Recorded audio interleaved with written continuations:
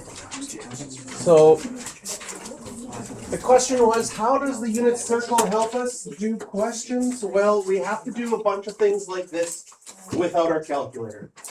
In particular, you really only need to know quadrant 1 memorized and the cast rule. And one thing that I find really helpful is to have one particular value memorized. I like sine of pi over 6 or sine of 30 degrees. I remember as my number one, sine of pi over 6 is a half. Then I know that cos of pi over 6 is root 3 over 2. Then I know that sine of pi over 3 is root 3 over 2, which then tells me cos of pi over 3 is the 1/2. And if I have that one memorized really well, I think the other ones sort of fall in place. Somehow the 45-degree ones for sine and cos seem easier to remember.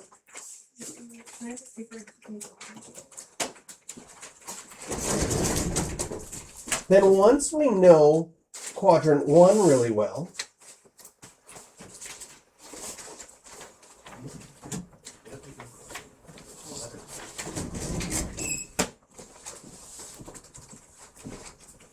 we can do questions like this. So find the exact following, and then in brackets it says, state the reference angle, the quadrant, and the exact value. So in green here, I'm going to put it in brackets because eventually this is the stuff you would do in your head. Okay?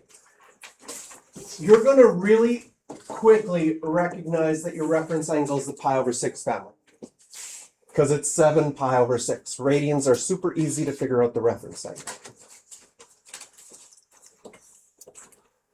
Then from your unit circle or using mixed fractions, you'll see that this is in quadrant 3.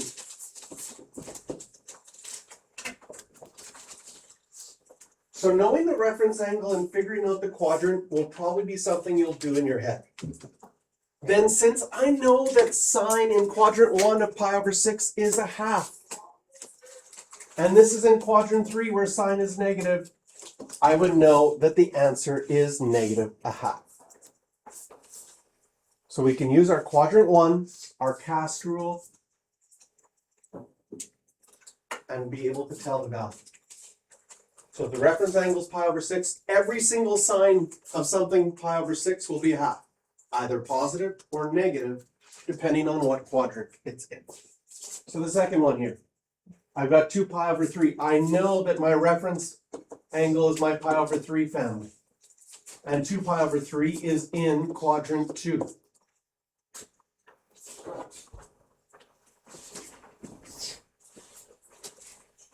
Tan of pi over 3 is always root 3. But according to my cast rule, it's going to have to be negative because it's in quadrant 2. So instead of having to be like, oh, where am I on my unit circle in quadrant 2? What was it again? Use your idea in quadrant 1. Use your cast rule to figure out positives and negatives. And you'll be able to say these answers quick.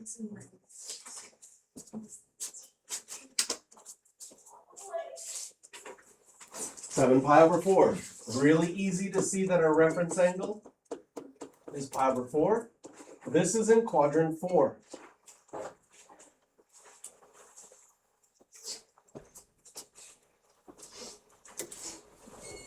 Cos of pi over 4 is root 2 over 2. Quadrant 4 would be positive. So we know that this answer is root 2 over 2 as well.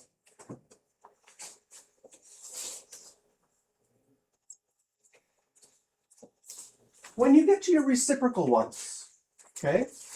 Reciprocal ones, I'm going to draw a separate line here. And I know that secant is related to cos. So over here, I'm going to figure out that cos, my reference angle is obviously pi over 4 family. Negative pi over 4 is going to be in quadrant 4.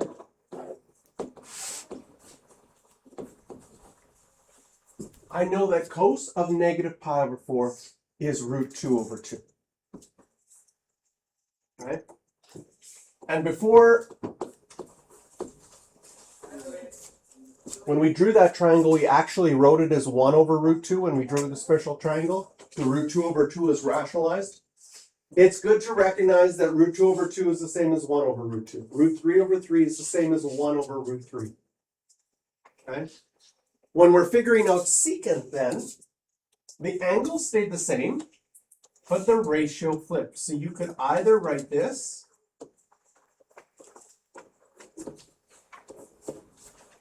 or that.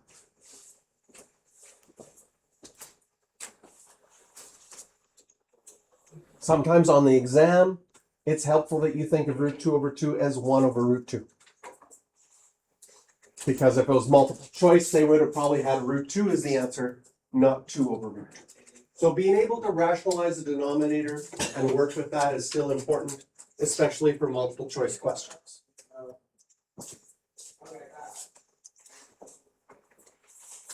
So if I have cotangent of negative 11 pi over 6, I would think about tangent first. Reference angle, definitely pi over 6 family. Quadrant 1 for negative 11 pi over 6.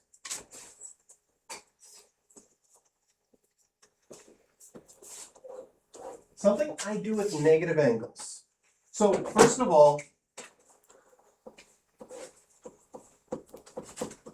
as a positive angle, 11 pi over 6 is on your pi plate. It's in quadrant 4. Okay?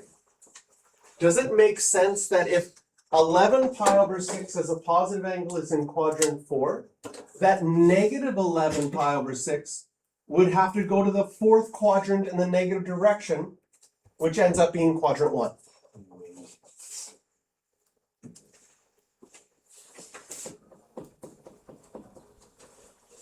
So that's a really nice way of visualizing it to see what quadrant it's in. So I know that it's in quadrant 1. Tan of 11 pi over 6. That's root 3 over 3, or 1 over root 3. So for cotangent, you can write your answer as 3 over root 3, or just root 3. If it was a long answer, short answer, written part of your exam, both are accepted. If it's multiple choice, you'd have to look for either one of them and be able to manipulate to make sure that it matches.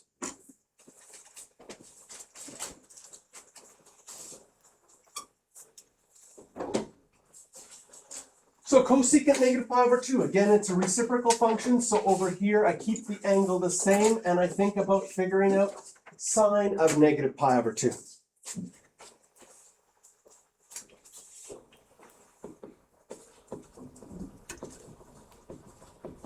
This is part of my axes family.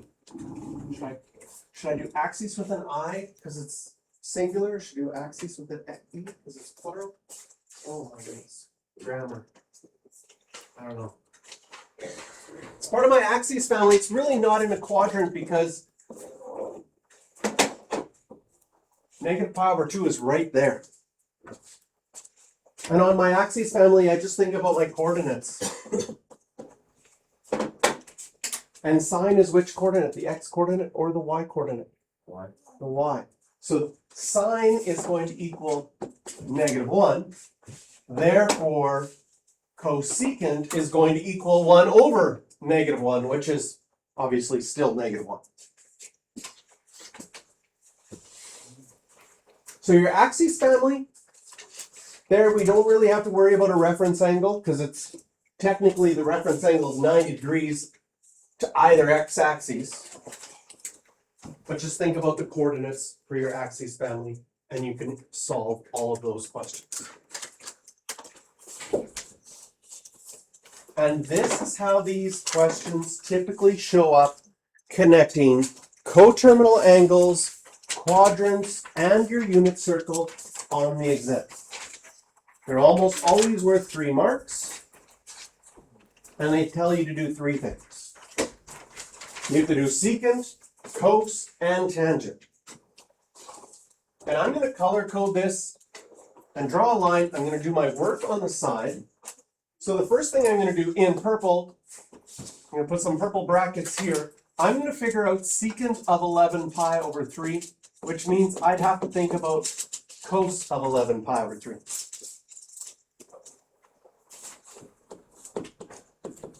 You probably won't have to write this down anymore because you're going to see the reference angle right away. But I'll write it down for now. Obvious that my reference angle is pi over 3. To find my quadrant, 11 pi over 3 as a mixed fraction is 3 2/3 pi. And if we think about our unit circle, does it make sense that this would be 1 pi, 2 pi, 3 pi being an odd number is going to end on the negative x-axis? And if you went another 2/3 more, that's more than half, it's going to end in quadrant 4. So because I know that cos of pi over 3 is a half, cos of 11 pi over 3 will be a half. Because it's in quadrant 4, it's going to be positive. Then in my first set of brackets over here, secant would be 2 over 1. On the exam, they give you 1 mark for the value, half a mark for the value, and a half a mark that it's positive, not negative, for finding the right quadrant. So next, I'll switch colors. I'll go to green. Cos of negative 5 pi over 4. Obviously, I know that it's my pi over 4 family. What quadrant is it in? 5 pi over 4 in the positive is quadrant 3, so in the negative it would be quadrant 2. Cos is negative in quadrant 2, so cos of negative 5 pi over 4 will be negative root 2 over 2. And again, they'll just look at your value there. Do you have the root 2 over 2? Do you have the negative sign? That's the second mark.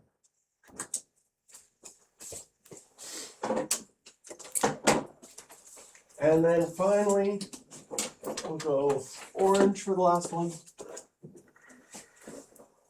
Tan of 23 pi over 6. Well, I know that that's part of my pi over 6 family.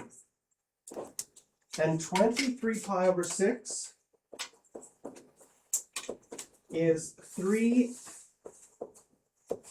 5/6 pi. Again, the same little diagram. 3 would be here again. And 5/6 is more than half. So it's going to be in quadrant 4.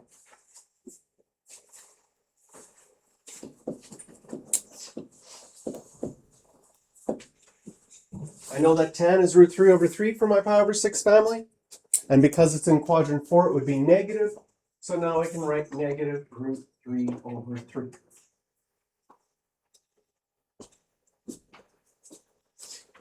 These questions, this question would be worth 3 marks. And at this point, I've got all 3 marks. I need to simplify it, so maybe you notice these 2's would simplify away. Negative times negative is positive. Root 2 times root 3, that will be root 6 over 3. I get no marks for simplifying my final answer, but if I make a mistake, I could lose a half a mark in figuring it out. If I don't write my final answer, it's called an E1 error. Not writing your final answer is an E1 error, and they take off a half a mark.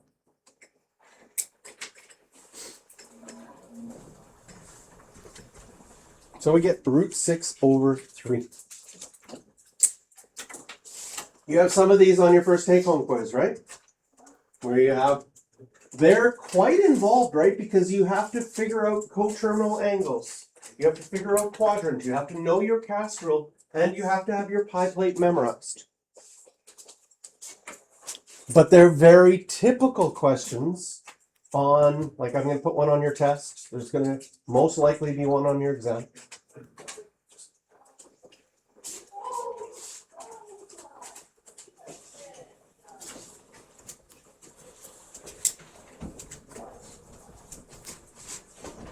Now, if you had this question in grade 11, you would be working in degrees. You would find your reference angle. You would use your cast rule and say, since sine is negative, I know it's in quadrant 3 and quadrant 4. And then you'd use your reference angle to find the answer. But now that we've memorized our unit circle, some of these will be non-calculator questions. The first thing you're going to do is you're going to think in quadrant 1, is your y-coordinate ever root 3 over 2? Yes. What family is that?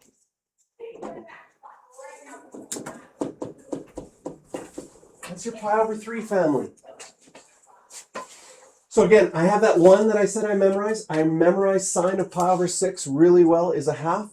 So when I see the root 3 over 2, it was like, oh, it's not pi over 6. Helps me remember that that one's pi over 3. I know my reference angle. According to my cast rule, sine is negative in quadrants 3 and 4. So what's our pi over 3 in quadrant 3? Quadrant 3, numerator is 1 more than the denominator. In quadrant 4, numerator is 1 less than double the denominator.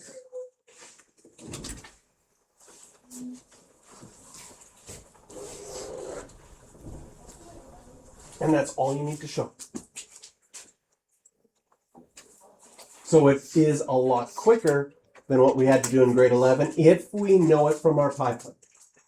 There will still be questions that are not on your pie plate. You'll still have to use your calculator to find a reference angle and do all of that. Yes. So how do you know that negative root 3 over 2 is pi over? So in quadrant 1, we had our 3 angles. Color code them here. And here at the black one, I had those coordinates. Sine is my y coordinate. So I was looking for a y coordinate to be root 3 over 2. And then I was like, oh, that was my pi over 3 family that did that. That's how I got my reference angle from just looking at the value. And then from there, I used my cast rule to say I noticed this negative, so it has to be in quadrants 3 and 4.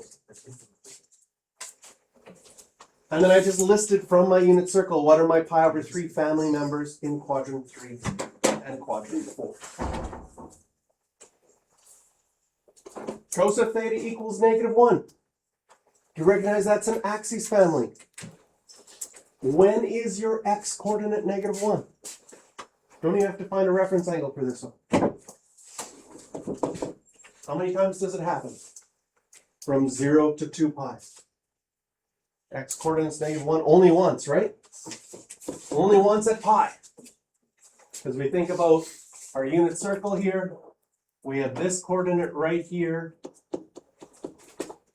is -1, 0. Cos is your x coordinate. So you can see how these big ideas are coming through for helping us do mental math.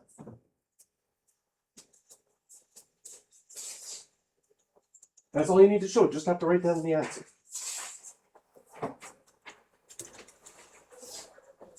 Do we ever have 1 for 10? Yes. Reference angle is the pi over 4 family. But which quadrants would you be looking in? Quadrant 2, well that's 3 pi over 4. And quadrant 4, that's 7 pi over 4.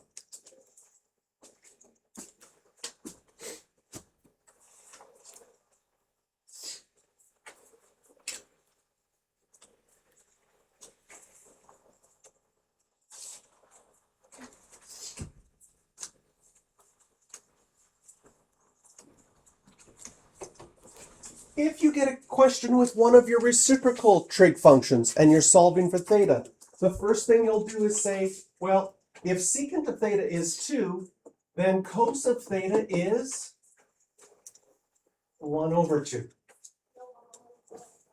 Angle doesn't change, but the ratio is the flip. Okay? Is that on our pie plate? Yes. I know my reference angle. That's part of my pi over 3 family. According to my cast rule, which quadrants would I look at? Cos is positive a half. I'll look in quadrants 1 and quadrants 4. Well, quadrant 1 will be exactly the same as my reference angle. And what's my pi over 3 family in quadrant 4? 5 pi over 3.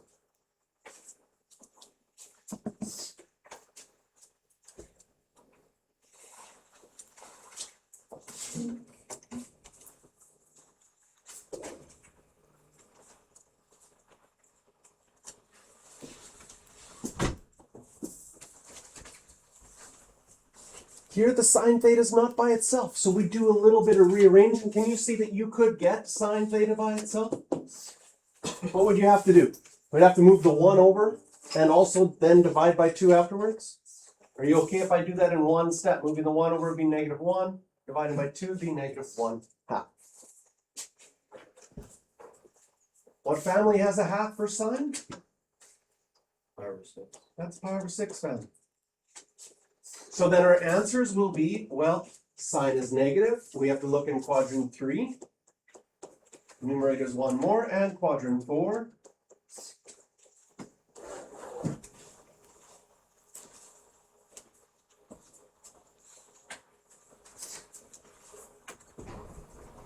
Now, all 4 of these questions that we did, if I go back to the original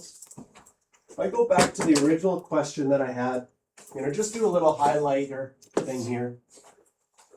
All 4 of these we did with the domain from 0 to 2 pi. That's starting at 0 once around the unit circle. Includes all 4 quadrants. Okay? What you're going to find is your textbook and some of your take-home quizzes. Sometimes they'll go 0 to 4 pi and say you have to go twice around. Then you'd have to write coterminal angles for other ones that could possibly work. Or they'll go from -2 pi to 0, and then you have to write all the negative ones instead of the positive ones.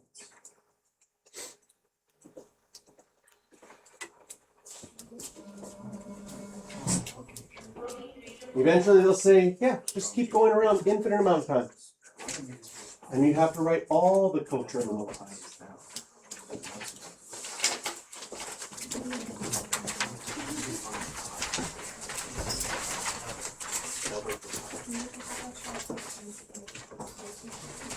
Do you remember how to solve quadratic functions from grade 11? We do that again, but now we use trigonometry instead of x's. So if you were solving cos squared minus cos equals 0, this is like, that's yellow, solving x squared minus x is 0. Do you remember how you would have done it if it was just an x? Factor or quadratic formula, you're going to have to use that. It's on your formula sheet. Is there something I can factor here? I can factor out a common factor. So if you had x's, you would have factored out the x. Does this look familiar? And then you would split it here and say, if I have 2 things that are multiplied to equal 0, either the first one is equal to 0, which would be 0, or the second factor is equal to 0, which happens when x is 1. And those would be your 2 solutions. Now in trigonometry, we don't have x's. We have cos thetas instead. But we have a cos theta in common, so I would factor my common cos theta out, leaving me with cos theta minus 1 equals 0. And just like we would have done over there, you would now say, well, either cos theta is equal to 0 or cos of theta is equal to 1.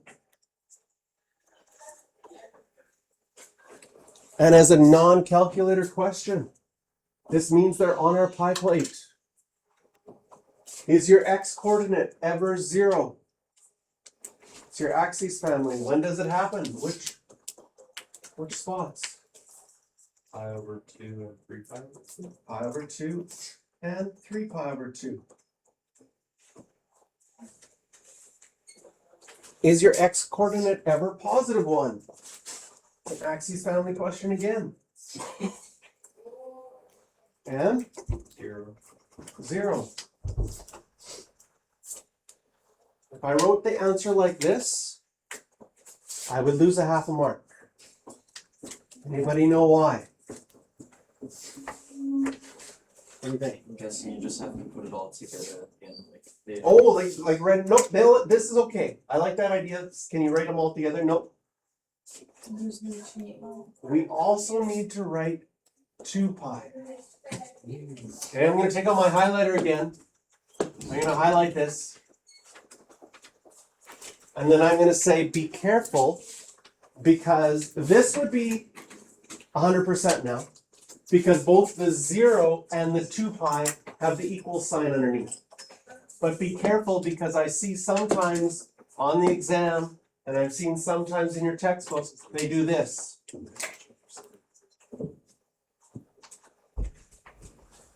And now if you wrote the 2 pi, you'd lose a half a mark. Oh. It's like they're out to get you. Right? Again, the grade 12 pre-calculus is so much about attention to detail. A lot of programs that you want to get into in university need pre-calculus math, not because they're going to be like, oh, you're going to become a doctor? Well, you better do some trig on that patient, because that's going to be really important. No, you won't have to do trigonometry on a patient, right, to do surgery or something. But attention to detail is important. What organ are we removing? Appendix or kidney? I don't know, I'll just go with one. No! You don't want that kind of like not attention to detail, right? You don't want your dentist to afterwards go, oh, I filled the wrong tooth. You had a cavity in a different one. I was off by 1. So I took a half a mark off your bill. That doesn't, right? Attention to detail is important in a lot of things. All right. See you guys tomorrow.